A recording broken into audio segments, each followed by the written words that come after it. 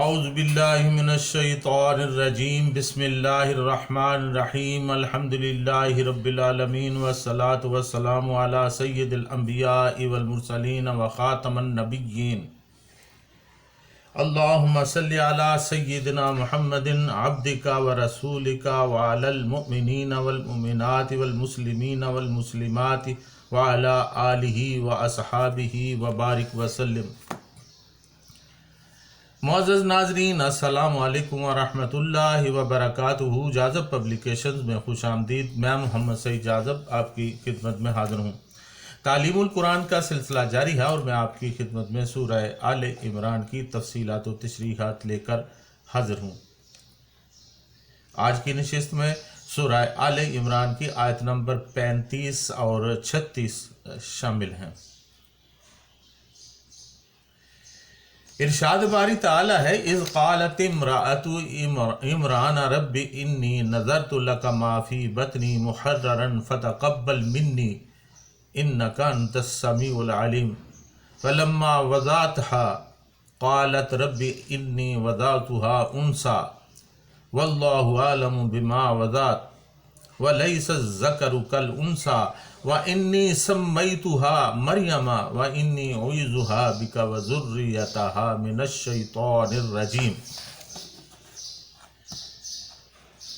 اور جب عمران کی بیوی نے عرض کی، اے میرے رب، بے شک میں نظر مانتی ہوں تیرے لیے جو کچھ میرے بطن میں ہے سب کاموں سے آزاد کر کے، پس تو قبول کر لے مجھ سے یہ نذرانہ، بے شک تو خوب دعائیں سننے والا، خوب جاننے والا ہے نیتوں کو۔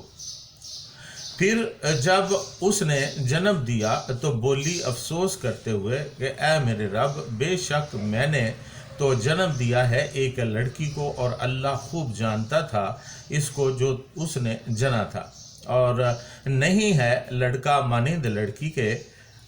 بولی بے شک میں نے اس کا نام رکھا ہے مریم علیہ السلام، اور بے شک میں اسے تیری پناہ میں دیتی ہوں، اور اس کی اولاد کو بھی شیطان مردود سے تیری پناہ میں دیتی ہوں۔ ناظرین، یہاں سے حضرت مریم علیہ السلام کا واقعہ، ان کا ذکر شروع ہوتا ہے۔ حضرت مریم علیہ السلام کی والدہ محترمہ کا یہاں اس آیت میں ذکر ہے، اذ قالت امرأۃ عمران رب انی نذرت لک ما فی بطنی محررا فتقبل منی انک انت السمیع العلیم۔ اور جب عمران کی بیوی نے عرض کی، اے میرے رب، بے شک میں نظر مانتی ہوں تیرے لیے جو کچھ میرے بطن میں ہے سب کاموں سے آزاد کر کے، بس تو قبول کر لے مجھ سے یہ نذرانہ، بے شک تو خوب دعائیں سننے والا اور خوب جاننے والا ہے۔ اس سے پہلے میں نے آپ کی خدمت میں عرض کیا تھا کہ حضرت عمران بن ماسان حضرت سلیمان علیہ السلام کی اولاد میں سے تھے، اور ان کی اہلیہ بی بی ہنہ بنت فاقوز حضرت داؤد علیہ السلام کی اولاد میں سے تھیں۔ امام بیضاوی رحمۃ اللہ علیہ فرماتے ہیں کہ حضرت عمران بن ماسان بنی اسرائیل میں بڑے عابد و زاہد مشہور تھے، اسی لیے مسجد اقصیٰ کی امامت لوگوں نے آپ کے سپرد کی ہوئی تھی، اور بی بی ہنہ بھی بڑی عابدہ اور زاہدہ خاتون تھیں، اس لیے یہ میاں بیوی بنی اسرائیل میں عزت و احترام کی نگاہ سے دیکھے جاتے تھے۔ لیکن بی بی ہنہ کے کوئی اولاد نہیں تھی، فطری تقاضے کے تحت انہیں اولاد کی خواہش بہت زیادہ تھی، وہ اللہ تعالیٰ سے اولاد کی دعا اکثر و بیشتر کرتی رہتی تھیں۔ مولانا عبد الرحمن مظاہری رحمۃ اللہ علیہ، جو کہ ناظم مدرسہ مظاہر العلوم حیدرآباد کے ہیں، لکھتے ہیں، ایک مرتبہ حضرت حنہ اپنے مکان کے صحن میں چہل قدمی کر رہی تھیں انہوں نے دیکھا کہ ایک پرندہ اپنے بچے کو بھرا یعنی اڑنے کی ترغیب دے رہا ہے اور محبت و پیار سے اس کو چوم رہا ہے۔ پیار و محبت کے اس منظر نے حضرت حنا کو بہت ہی متاثر کیا۔ اولاد کی تمنا نے دل کو بے قرار کر دیا۔ حالت اضطراب میں دعا کے لیے ہاتھ اٹھا دیے، عرض کیا پروردگار اسی طرح مجھے بھی اولاد عطا کر جو ہماری آنکھوں کا نور اور دل کا سرور بنے۔ بے قراروں کی دعا نے قبولیت کا جامہ پہنا اور حضرت حنا نے چند روز بعد محسوس کیا کہ وہ امید سے ہیں۔ حضرت حنا کو اس قدر مسرت ہوئی کہ انہوں نے نظر مان لی کہ جو بچہ پیدا ہوگا اس کو ہیکل یعنی مسجد اقصی کی خدمت کے لیے وقف کر دوں گی۔ ناظرین، یہ نظر ماننا کیسا ہے؟ نظر یہ ہے کہ آدمی اپنی کسی مراد کے بر آنے پر کسی ایسے خرچ یا کسی ایسی خدمت کو اپنے اوپر لازم کر لے جو اس کے ذمہ فرض نہ ہو۔ اگر یہ مراد کسی حلال و جائز امر کی ہو اور اللہ سے مانگی گئی ہو اور اس کے بر آنے پر جو عمل کرنے کا عہد آدمی نے کیا ہے وہ اللہ ہی کے لیے ہو تو ایسی نظر اللہ کی اطاعت میں ہے اور اس کا پورا کرنا اجر و ثواب کا موجب ہے۔ اگر یہ صورت نہ ہو تو ایسی نظر کا ماننا معصیت اور پورا کرنا موجب عذاب ہے۔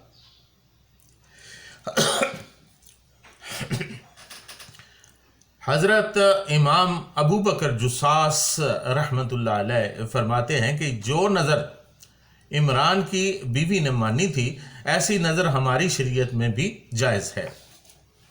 آج بھی کوئی شخص نظر مانے کہ میں اپنے بیٹے کو دین کی خدمت کے لیے وقف کروں گا تو ایسی نظر ماننا جائز ہوگا اور اس کا پورا کرنا بھی واجب ہوگا۔ رسول اللہ صلی اللہ علیہ وسلم نے فرمایا من نظر ان یطیع اللہ، یعنی جس شخص نے اللہ کی اطاعت کے لیے نظر مانی تو اس کو وہ نظر پوری کرنا چاہیے۔ البتہ اگر کوئی معصیت کی نظر ماننے، کسی ناجائز کام کی منت ماننے تو اس پر عمل کرنا جائز نہیں ہے، بلکہ ایسی نظر کو توڑ دینا ضروری ہو جائے گا اور نظر توڑنے کا کفارہ بھی ادا کرنا پڑے گا۔ کفارۃ الیمین، نظر توڑنے کا کفارہ قسم توڑنے کے برابر ہے۔ پارہ نمبر 7 سورۃ المائدہ آیت نمبر 89 میں ارشاد باری تعالیٰ ہے فَكَفَّارَتُهُ إِطْعَامُ عَشَرَةِ مَسَاكِينَ مِنْ أَوْسَطِ مَا تُطْعِمُونَ أَهْلِيكُمْ أَوْ كِسْوَتُهُمْ أَوْ تَحْرِيرُ رَقَبَةٍ فَمَنْ لَمْ يَجِدْ فَصِيَامُ ثَلَاثَةِ أَيَّامٍ ذَلِكَ كَفَّارَةُ أَيْمَانِكُمْ إِذَا حَلَفْتُمْ، ایسی قسم توڑنے کا کفارہ یہ ہے کہ 10 مسکینوں کو وہ اوسط درجہ کا کھانا کھلاؤ جو تم اپنے بال بچوں کو کھلاتے ہو، یا انہیں کپڑے پہناؤ یا ایک غلام آزاد کرو، اور جو اس کی استطاعت نہ رکھتا ہو وہ 3 دن کے روزے رکھے، یہ تمہاری قسموں کا کفارہ ہے جبکہ تم قسم کھا کر توڑ دو۔ حضرت مریم علیہ السلام کی پیدائش کا واقعہ پھر اللہ تعالیٰ نے دہرایا۔ اللہ تعالیٰ نے حضرت عمران کی بیوی حضرت حنا کی دعا کو شرف قبولیت بخشا اور وہ مسرت و شادمانی امید بھر آنے کی گھڑی کا انتظار کرنے لگی۔ حضرت حنا کی مدت حمل جب پوری ہوئی تو ولادت کا وقت آیا۔ فلما وضعتها قالت ربی انی وضعتها انثى واللہ اعلم بما وضعت ولیس الذکر کالانثى وانی سمیتها مریم وانی اعوذها بک وذریتها من الشیطان الرجیم۔ پھر جب اس نے جنم دیا تو بولی افسوس کرتے ہوئے کہ اے میرے رب، بے شک میں نے تو جنم دیا ہے ایک لڑکی کو، اور اللہ خوب جانتا تھا کہ اس کو جو اس نے جنا تھا اور نہیں ہے لڑکا مانند لڑکی کے۔ تو وہ بولی بے شک میں نے اس کا نام مریم رکھا ہے، اور بے شک میں اسے تیری پناہ میں دیتی ہوں، اور اس کی اولاد کو بھی شیطان مردود سے تیری پناہ میں دیتی ہوں۔ ولادت کے بعد حضرت حنہ کو اطلاع دی گئی کہ ان کے بطن سے لڑکی پیدا ہوئی ہے۔ جہاں تک اولاد کا تعلق ہے، حضرت حنہ کے لیے لڑکی بھی لڑکے سے کم نہ تھی، لیکن ان کو شدت سے یہ احساس ہوا کہ میں نے جو نظر مانی تھی وہ پوری نہ ہو سکے گی، کیونکہ لڑکی مسجد اقصی کی خدمت کے لیے انجام نہیں دے سکتی تھی۔ یہ کام تو مرد ہی انجام دیتے تھے، لیکن اللہ تعالیٰ نے بطور الہام یا عاطف غیبی ان کے افسوس کو مسرت سے یہ کہہ کر بدل دیا کہ ہم نے تیری لڑکی ہی کو قبول کر لیا ہے۔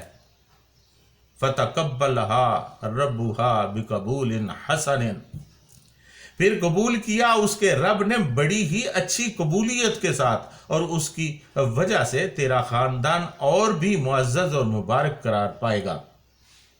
حضرت حنہ نے لڑکی کا نام مریم رکھا اور دعا کی، اے پروردگار اس کو، اس کی اولاد کو شیطان کے ہر فتنہ سے محفوظ فرما۔ سریانی زبان میں مریم کے معنی خادم کے ہیں، چونکہ یہ مسجد اقصی کی خدمت کے لیے وقف کر دی گئی تھیں، اس لیے یہ نام موزوں سمجھا گیا۔ بعض کہتے ہیں کہ مریم کے معنی بلند اور عبادت گزار کے ہیں۔ بشر بن اسحاق رحمۃ اللہ علیہ فرماتے ہیں کہ سیدہ حنہ ابھی حاملہ ہی تھیں کہ ان کے شوہر حضرت عمران کا انتقال ہو گیا تھا۔ بعض دوسرے مورخین لکھتے ہیں کہ سیدہ مریم علیہ السلام ابھی شیر خوار ہی تھیں کہ باپ کا انتقال ہو گیا۔ اس سے پتہ چلتا ہے کہ سیدنا عیسیٰ علیہ السلام کی پیدائش سے قبل ہی اس خاندان کو قدرت الہیہ نے ایسے خصائص سے نوازا جو دیگر خاندانوں میں مفقود تھے۔ جیسا کہ مسجد کی خدمت مرد کرتے تھے، لیکن اس خاندان سے اللہ تعالیٰ نے عورت کو مسجد کی خدمت کے لیے چن لیا۔ علامہ ابن کثیر رحمۃ اللہ علیہ لکھتے ہیں کہ حضرت اکثر مفسرین نے ذکر کیا ہے کہ ان کی ماں نے جب ان کو جنم دیا تو انہیں کپڑوں میں لپیٹ کر مسجد اقصی لے گئی تھی اور ان بندوں کے حوالے کر دیا جو وہاں عبادت الہی اور خدمت مسجد وغیرہ کے لیے ہمیشہ وقف و مقیم رہتے تھے۔ یہ بھی چونکہ ان کے امام و پیشوا کی بیٹی تھیں، لہٰذا اس کے متعلق سب جھگڑنے لگے کہ میں ہی اس کا کفیل بنوں گا۔ تو اگرچہ مفسرین نے اس طرح ذکر کیا ہے، مگر بظاہر معلوم ہوتا ہے کہ مریم نے مریم کو دودھ پلانے کے زمانے کے بعد اور بچپن کی پرورش کے بعد ان لوگوں کے حوالے کیا ہوگا۔ مولانا سید ابو العلا مودودی رحمۃ اللہ علیہ لکھتے ہیں کہ جب حضرت مریم علیہ السلام سن رشد یعنی سمجھداری کی عمر کو پہنچ گئیں تو بیت المقدس کی عبادت گاہ یعنی ہیکل میں داخل کر دی گئی تھی۔ ناظرین، باقی انشاءاللہ آئندہ نشستوں میں، آج کی نشست میں اتنا ہی۔ آپ سے اجازت چاہوں گا۔ وما علینا الا البلاغ المبین۔